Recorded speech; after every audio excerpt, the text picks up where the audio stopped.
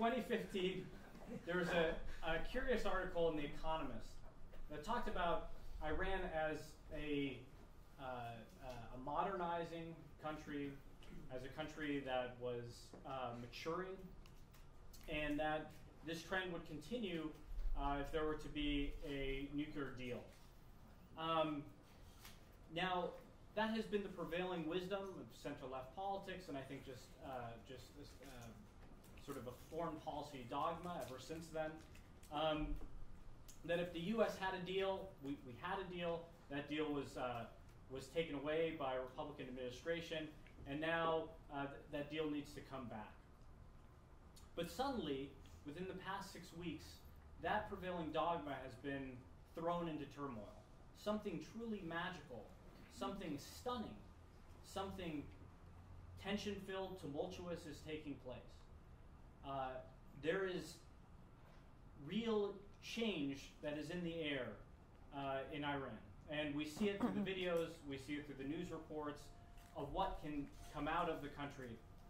And so this has changed the dynamic. This has changed the paradigm of Westerners such as myself of understanding what is happening, what is happening in Iran, what is happening in the hearts of the Iranian people. And so to help us understand this inspiring wave, this daring wave of protests, to unpack what is occurring and what the implications are, not only for Iran, but for the United States and, of course, the Middle East. We have with us two esteemed guests. Roya Hakakian, who is Iranian-born American poet and a noted author whose writing has graced the pages of The Atlantic as of late in recent weeks, and as well as the chyrons of the CNN and other media outlets, helping unpack the significance of these events. In particular, her piece, The Bonfire of the Headscarves, quite a title, and her recent testimony on Capitol Hill have helped Westerners, Americans such as myself, better understand the dynamics that are taking place. Of course, we also have Bret Stephens with us, a Pulitzer Prize-winning journalist, the former editor of the Jerusalem Post, and a distinguished columnist at the New York Times.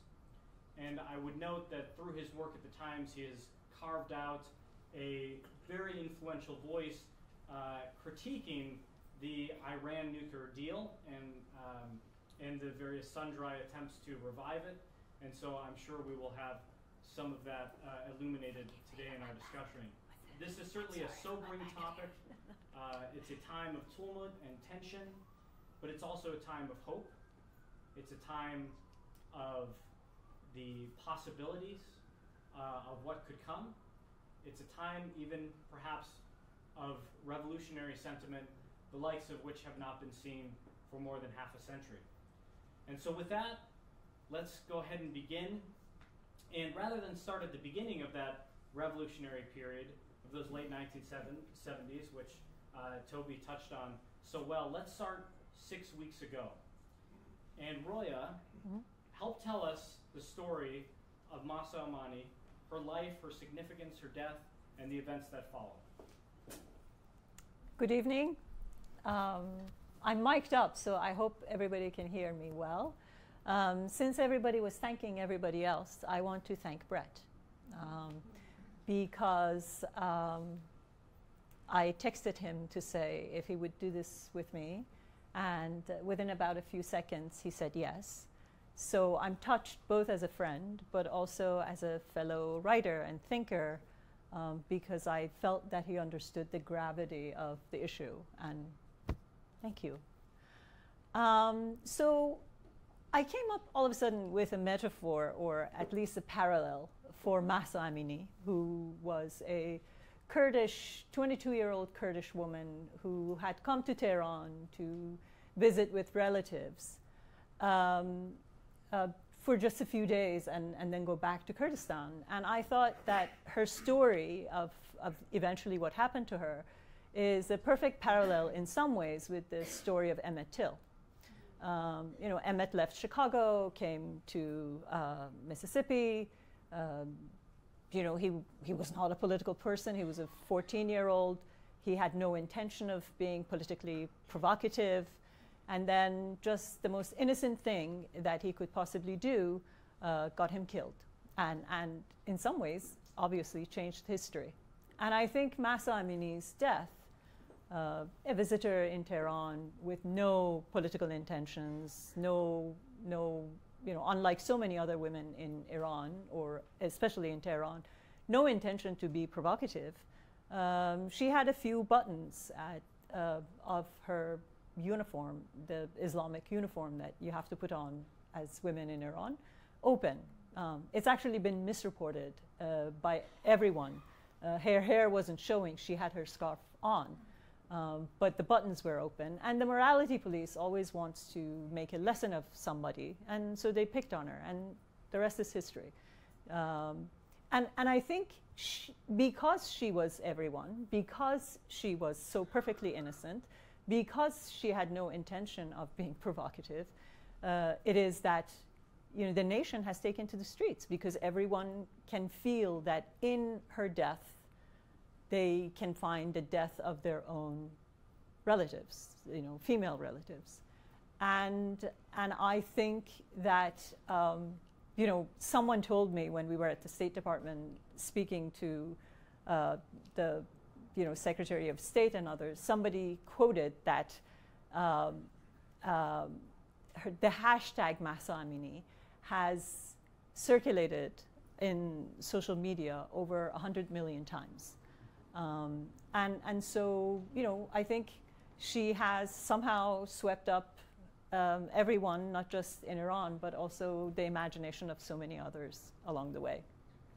So you talk about it as certainly capturing the hearts of the Iranian people, but it's uniquely a women's movement. Is there, explain, do you think that's true? And in what ways, how have women become sort of a political force within Iran suddenly? Or maybe they've always been one. What do you? They have always been a political force in Iran. They were the first opposition to the regime, and they had every reason to be. So if we go back a little, in Ayatollah Khomeini, who is the founder of the Islamic Republic of Iran, returned from exile to Iran in February of 1979. And you would think that after such a major revolution, he would have such great agenda. He would want to, pursue so many other goals. But the very first issue that he focused on was to institute the hijab for women within the first few days that he had taken power. And so everybody was shocked, but at the time he was the most beloved and the most feared person in the country. So the overwhelming majority of people in Iran kept silent about the idea of introducing hijab to a country that had freedom of choice for women. And so what happened was, at the time that no one, absolutely no one, would dare to challenge Khomeini, on March 8th of 1979, women took to the streets of Tehran. And when no one else was criticizing Ayatollah Khomeini, women said that we didn't make a revolution to go back. So I think the foundation of an opposition, of a political opposition, was laid down right there and then on March 8th of 1979. And I think they became a political opposition. And I think the irony is that the rest of the nation, including secular intellectuals, leftist intellectuals, who weren't religious, they had no reason to support the idea of the hijab, they weren't conservatives, they also believed that if women would sacrifice for the cause of the revolution, would make their own preferences secondary and make the success of the revolution a priority, then they would be helping the revolutionary cause, and that's what a good revolutionary at that hour in the country needed to do. So there was a sense that the women were being selfish by wishing to have the freedom of choice to dress as they wished. And that collusion between the left and the right, between secular women, even, who were intellectuals, and the rest of the country over this one issue is probably one of the darkest moments in the contemporary history of Iran. And so people call it a women's revolution, not because the only people who are out there on the streets now are women, but because everybody else recognized the error from 1979. Everybody else recognized that to forego of that one right, to sacrifice women at the altar of the revolution, was the wrongest thing to do.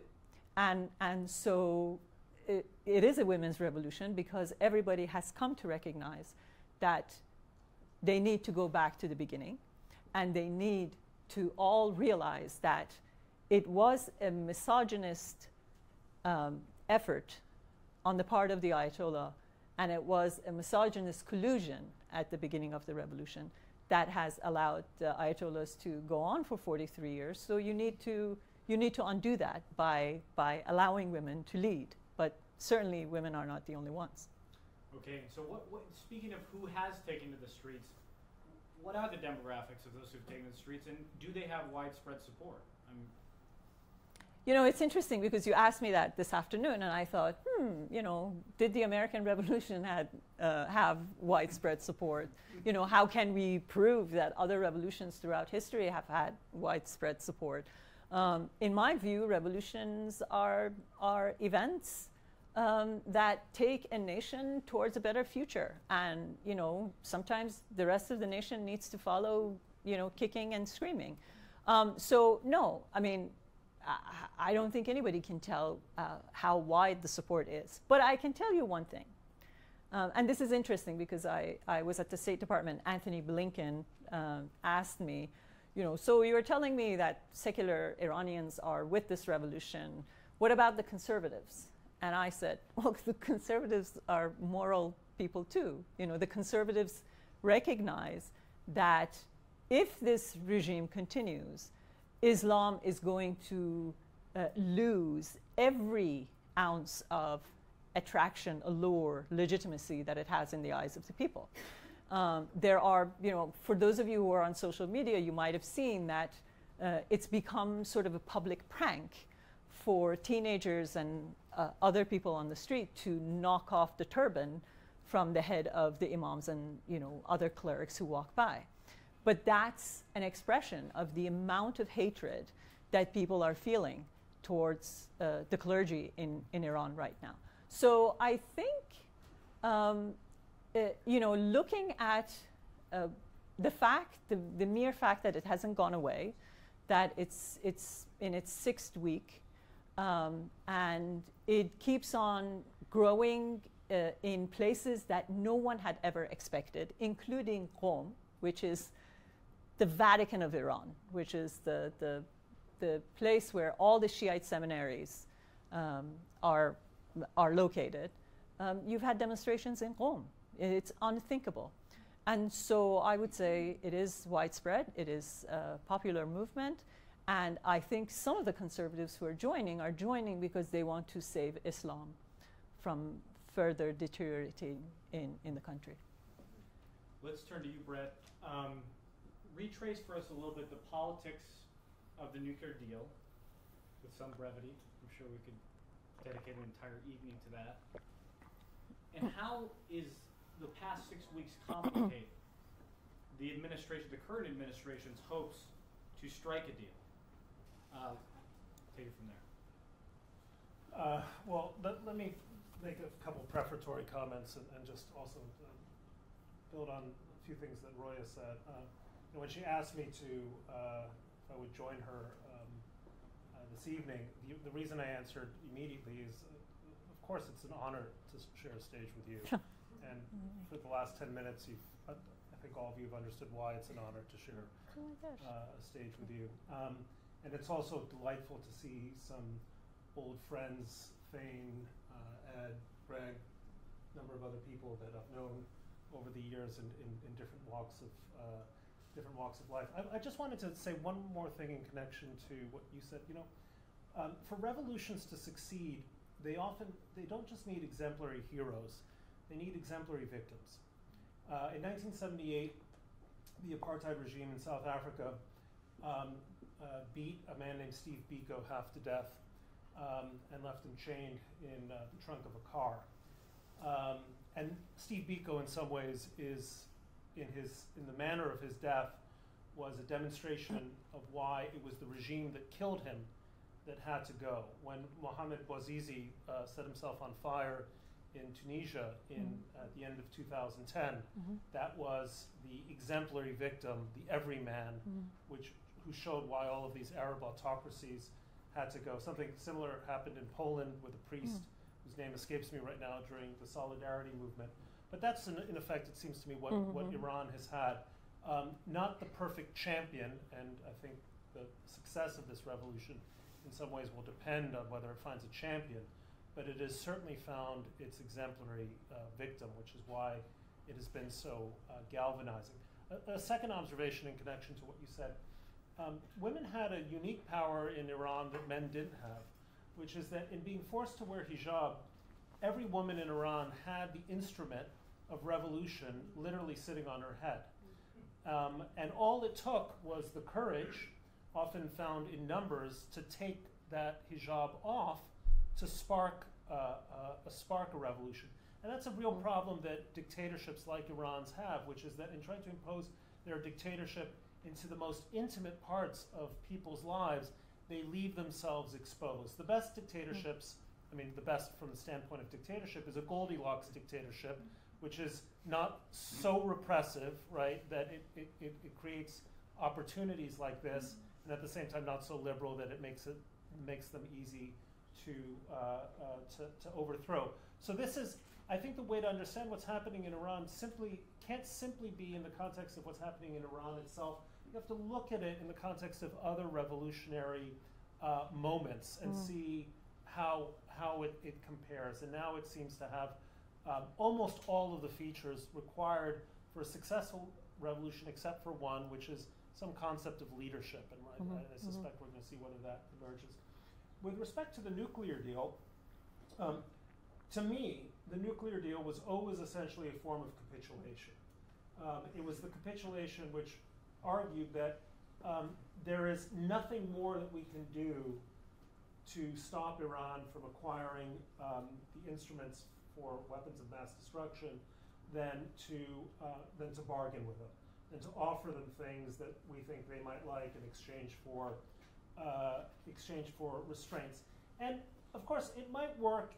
It might have worked if the negotiation was being taken with South Korea or Belgium. You know, I mean, it's very easy to disarm people who are willing to be disarmed, but disarmament doesn't work with dictatorial regimes because they cheat, and there's an extensive history of this, whether it was during the 1920s and 1930s, the way the fascist powers violated strictures connected to remilitarization, naval tonnage, and so on. The Soviet Union was notorious for cheating on nuclear arms control deals from the 50s onward.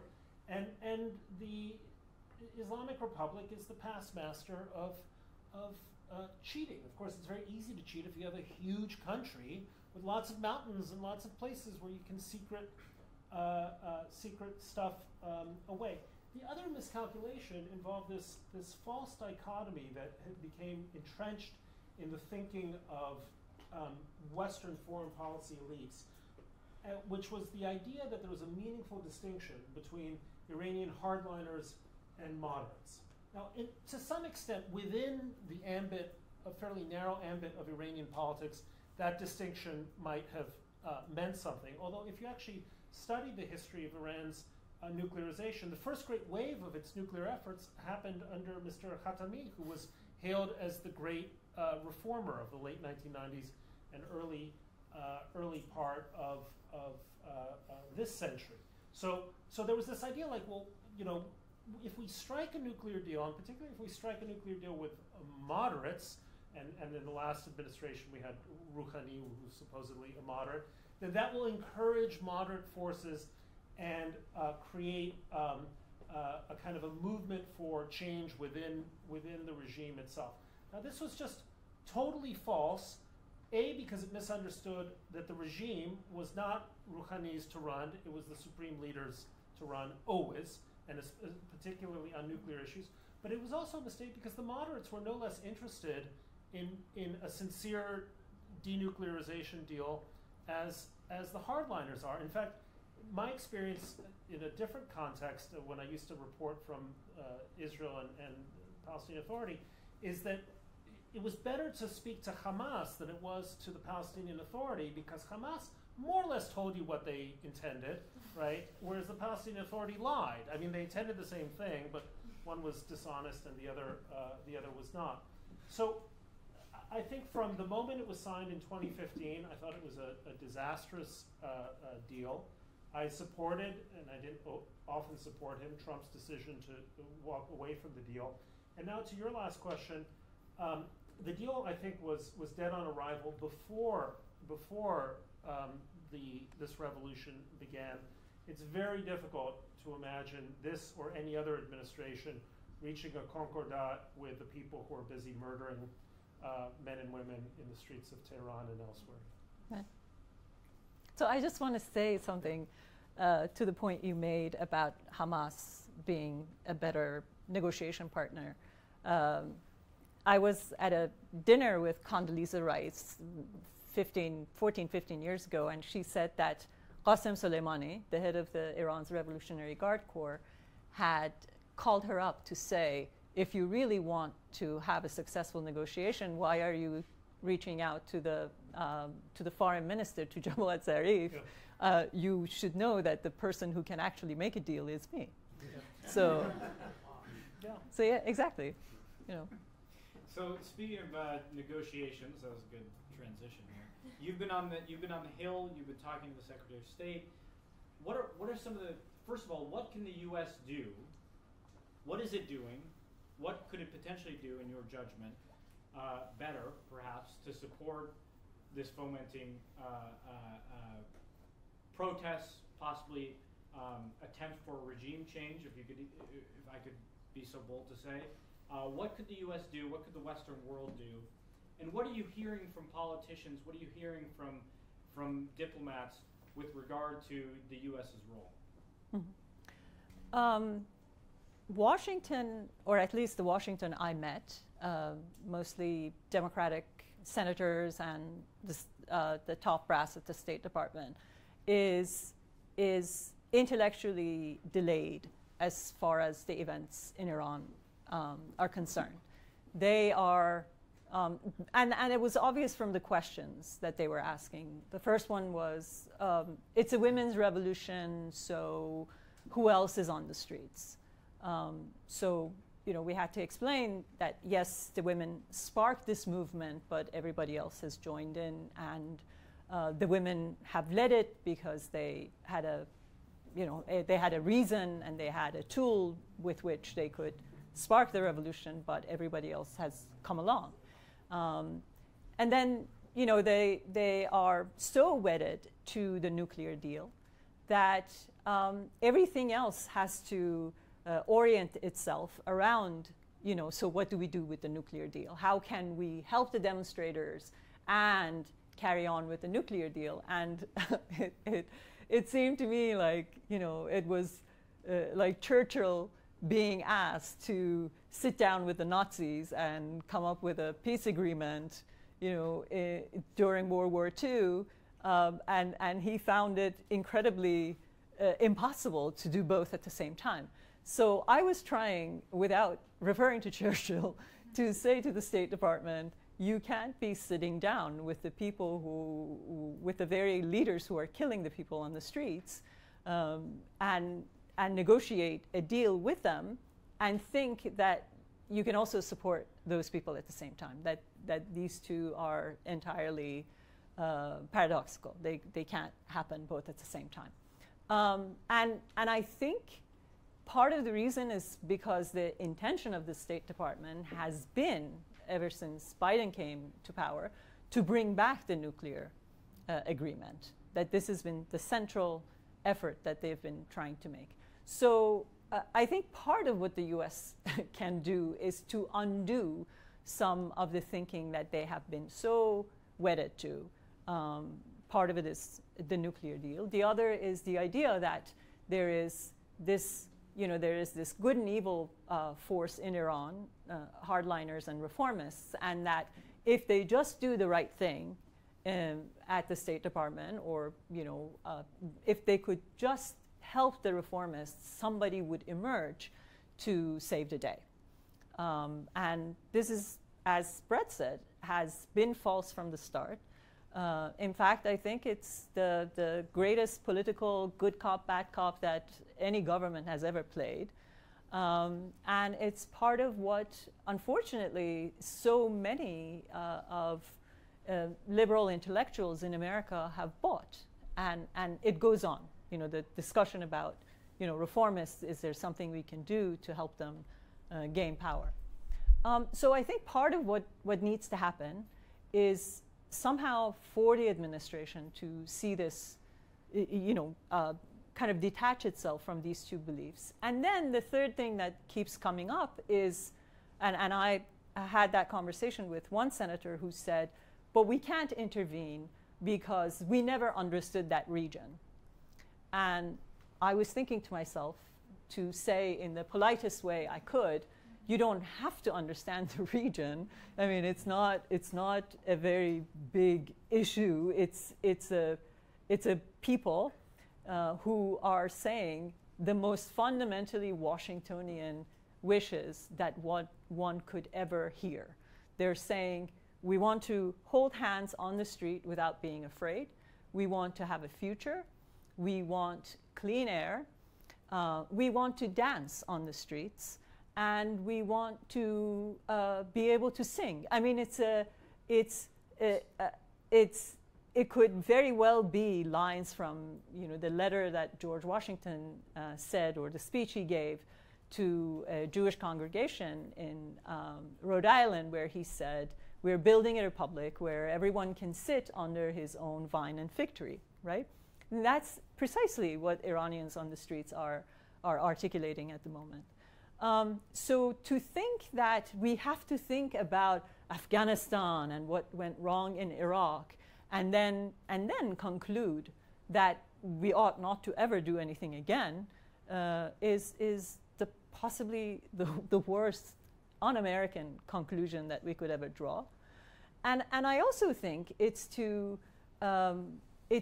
miss an important historical moment, which is something happened in Ukraine, and that is, in my view, what has changed the Iranians' perspectives on what they can or cannot do.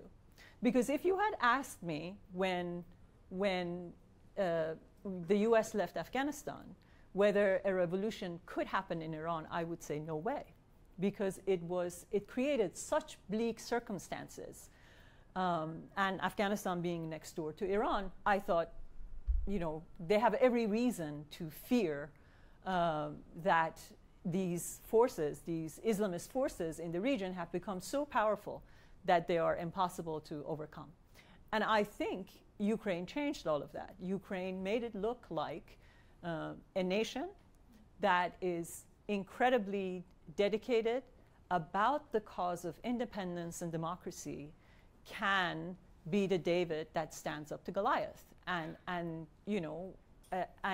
I think that was a turning point for Iran as well. So what I was trying to tell to people I was meeting in Washington was that it's true that Iran is where it is geographically, but in terms of democratic readiness and maturity, Iran ought to be bundled with Ukraine. And that's what they're not thinking about. But if they do, and if they really catch up, and if they somehow shed the fear of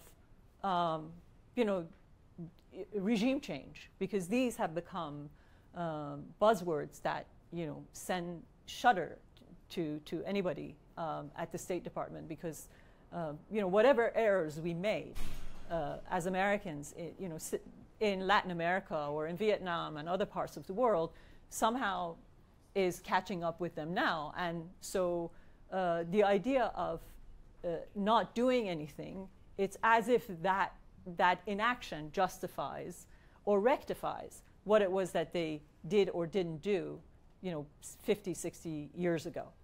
And I had to say to Blinken, you don't have to change the regime. The people want to change the regime. You just have to make sure that A, you don't help the people they want to overthrow by sitting at a negotiating table with them. And B, they're not asking for you to intervene militarily, but give them every other support that you can. At the moment, that support is primarily internet and digital capacity. The demonstrators, the protesters are behind. The regime turns off internet like a water faucet. It's incredibly scary. And then, there's this whole host of other things that we could possibly do. That's fascinating. So a couple of threads to sort of follow up on that. One is, and I'd be interested in your thoughts, Bret. So love the quote from George Washington in terms of, aspiring to everyone having their own vine and fig tree. Of course, we know Hamilton in the city made that line famous. It was, of course, in another book, in another famous setting before it was in Hamilton. And this audience knows that better than anyone. But Washington also warned against foreign entanglements. And I imagine the tensions and, of course, some of the failures in the Middle East have caused conservatives in particular, but I'm sure across the political spectrum, to become pretty gun-shy in terms of entering into or getting involved in some of these more sticky and thorny foreign policy issues. So I would love to hear your thoughts of has the right, has conservatism broadly defined today in America retreated too much? Is it properly recalibrated? Should it have never recalibrated? What are your thoughts about that? And then I have additional threads that I want to follow up from what you said.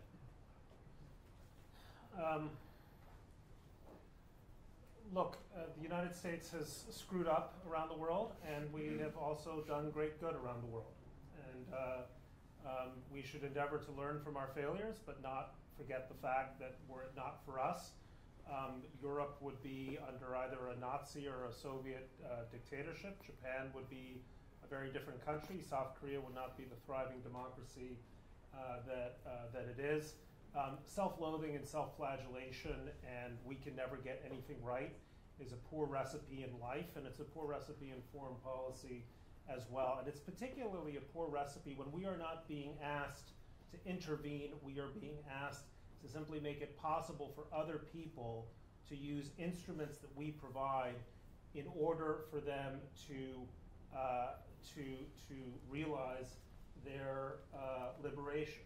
So it's a good thing that we are helping Ukrainians with arms. We're not intervening. We're allowing the Ukrainians to fight a battle that is vital for our interests without American soldiers being involved.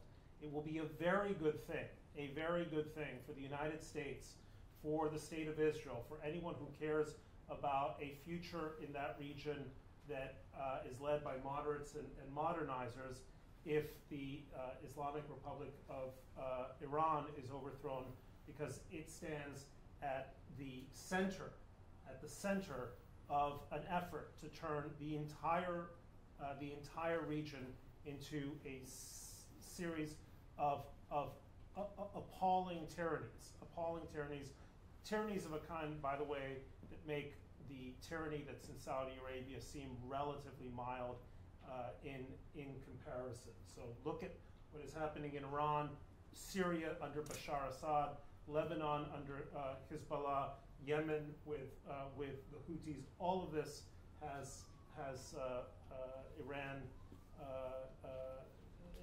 at its center. So look, the right conservative approach ought to be prudential, ought to be sensible. There are options between send in the 3rd Infantry and do nothing. And this is one of these sort of false dichotomies that crops up usually in kind of demagogic voices like the American Conservative or other publications like, well, you're just for another, another Iraq or another Vietnam. Well, no, why don't we help the Iranians? Roya mentioned that we can help them with tools of communication. We can simply withdraw from a negotiation which promises to give them tens of billions of dollars in sanctions relief. We can ask ourselves, why not get our oil from Alberta, Canada? And leaving the global warming will happen whether it's in Alberta or Iran, but why are we seeking relief from oil sanctions for the Iranians instead of the Canadians? Bad as I think Canada is on many fronts, I'll take the Canadians over the Iranians. We can ask our European partners in a show of solidarity with women to expel ambassadors from European countries, because every Iranian embassy is essentially it's an espionage and a hub of assassination, which Roya can tell you, and to withdraw their ambassadors from Tehran. We can go after Iranian assets throughout the region, in Iraq, in Syria, in Yemen. We might even ask ourselves, why is it that we tolerate Iran having factories to produce drones which are being used for genocidal purposes in Kyiv and other Ukrainian cities? And to Roya's point, which I think is extraordinarily important, these struggles are connected. What happens in Ukraine will determine the outcome in many ways of what happens in Iran. And by the way, what happens in Ukraine will also determine the outcome of what may happen in the Taiwan Straits and in Taiwan in the very near future. So helping Ukraine achieve a swift and decisive victory over Putin will have ripple effects, not just in terms of strategy, but in terms of offering moral succor and an example of moral courage to people who are risking their necks in Tehran, Isfahan, and elsewhere in Iran. The idea that we can do nothing, the idea that this idea everything we do is going to be a mistake, it's not only a false idea, but it's a pernicious idea, because at its root is actually not so much a statement about our own failure, but a wish for the tyrants to win abroad, a belief that the United States should not be the last best hope of Earth. And I think that is, in a profound sense, an un-American point of view. Excellent. And can I add something? Please. Because he gets me excited, so I have to say something. Feed off the energy. Yes. So to Bret's last point, historians and policymakers and politicians have been discussing, how can the U.S. lead in the world? We are not the greatest economy, or we are just about not to be the greatest economy. So many other countries have caught up with us. So what's left for the U.S. by which to call itself a superpower? And I think what's left is moral leadership, because Russia is not going to do it. China is not going to do it. India certainly has its own problems. And I think, and by moral, everybody's going to probably is thinking, without telling me, that the U.S. has never done that. It's not about to do it. It's not, politics is not moral. But I think actually moral leadership is what is the most pragmatic thing to do at the moment, especially with respect to Iran. I have never met an educated American who knew the history of Iran and the Middle East, who didn't say to me, if we only hadn't overthrown the government of Prime Minister Mossadegh in 1953, the Iranians wouldn't hate us, we wouldn't have 1979, we wouldn't be where we are, right? That happened 70 plus years ago. Since then, no, actually before that, we also bombed Hiroshima and Nagasaki. The Japanese have forgiven us. They have been our best allies, or one of our best allies, for the past several decades.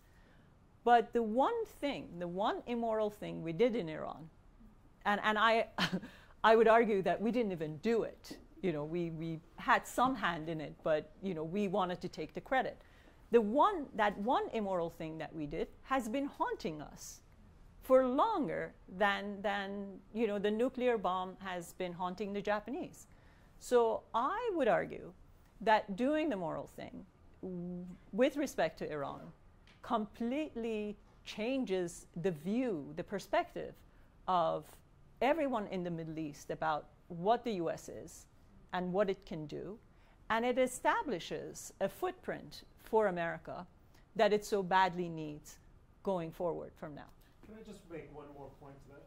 I remember in 2009, during the Green Revolution, as it was then called, the protests after the stolen election, Iranians were holding up signs in English.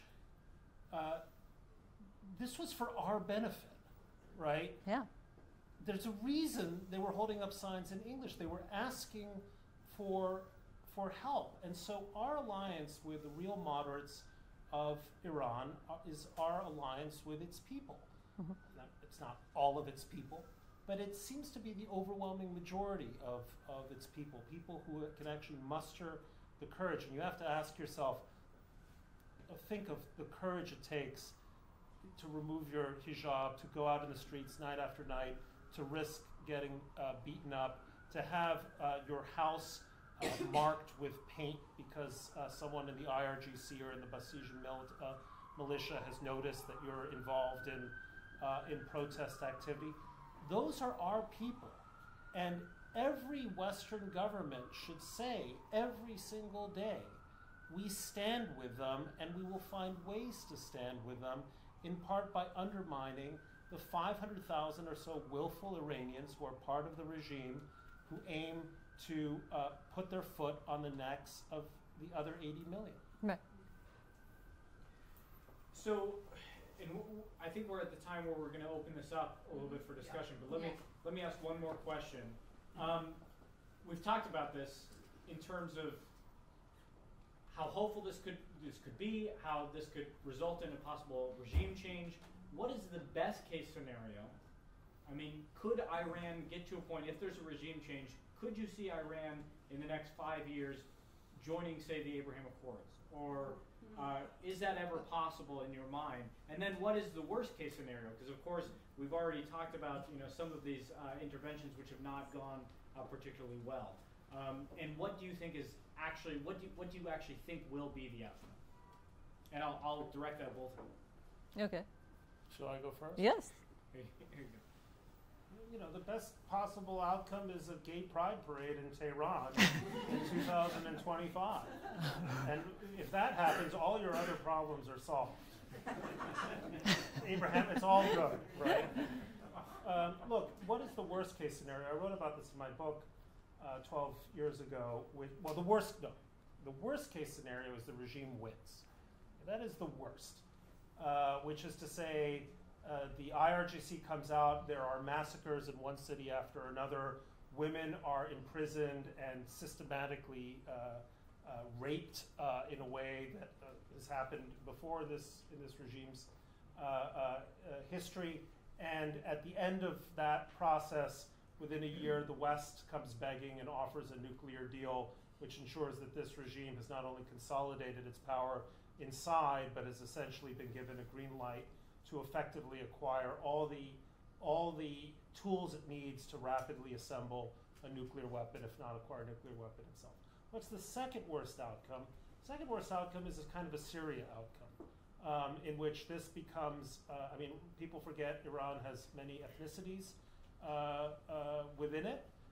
It has the potential to be ethnically fractious between Kurds, Balochis, Azeris, Arabs, not just Persians, and that a civil war that takes 500,000 or 1 million lives and creates even more greater numbers of refugees, that could happen.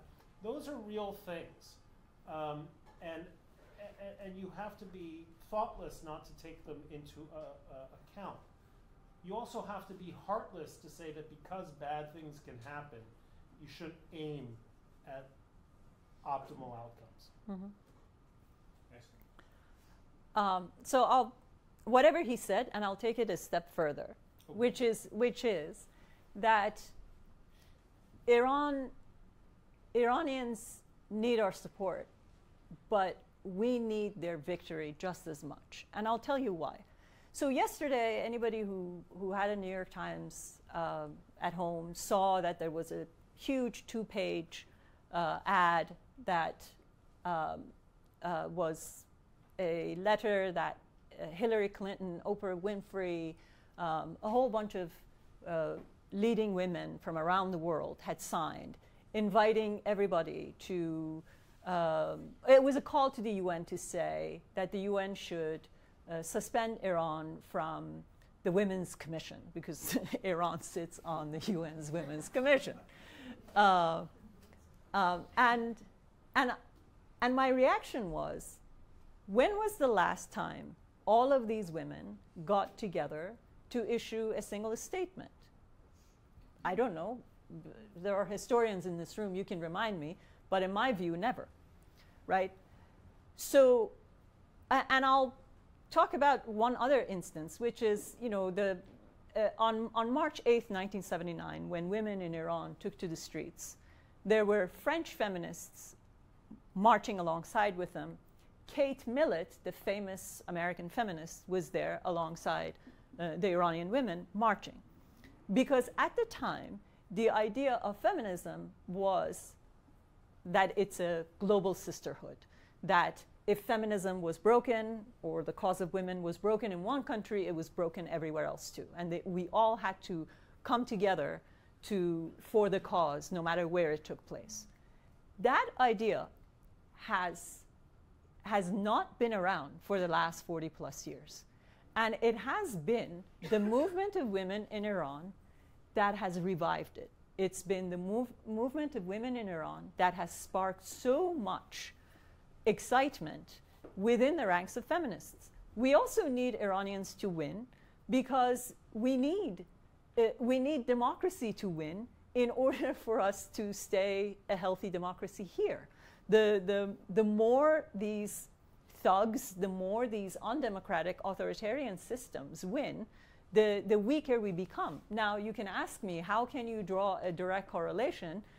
We can discuss that. But I think it's, the idea is that if democracy keeps failing in other parts of the world, it will ultimately fail at home too. So I think they need us to help them win, but we need them to succeed just as much in order to keep some of our own institutions and great ideas healthy. What Bret said about ethnic division in Iran is true, but I would have agreed with him far more 7 weeks ago prior to this movement than I would now. This movement has had a magical effect on bringing ethnicities that have never had a solidarity together in the last 20 plus years. That the regime has made a concerted effort to divide ethnicities, to pit them against each other. And in the past 6 weeks, the Kurds issue slogans in support of the Baluchis, and the Baluchis issue slogans in support of the Azeris, and so on and so forth. So one of the reasons I feel like this is a revolution is the way in which it has galvanized and brought together the entire nation of all these disparate ethnicities that we thought would be fighting each other at any moment. So I think these are all excellent signs, but they need support so that rather than keep experiencing failure, they can have some victories in order to gather momentum and move forward. And let's also remember that in the first 7-8 weeks that Russia invaded Ukraine, everybody that I know, with the exception of a few, was predicting that the Ukrainians would lose. And with the proper help from the US and the international community, they're winning. It can happen in Iran too. And who will come to power? I don't know. But we can't keep the movement of a nation forward just because we don't know what's going to come next.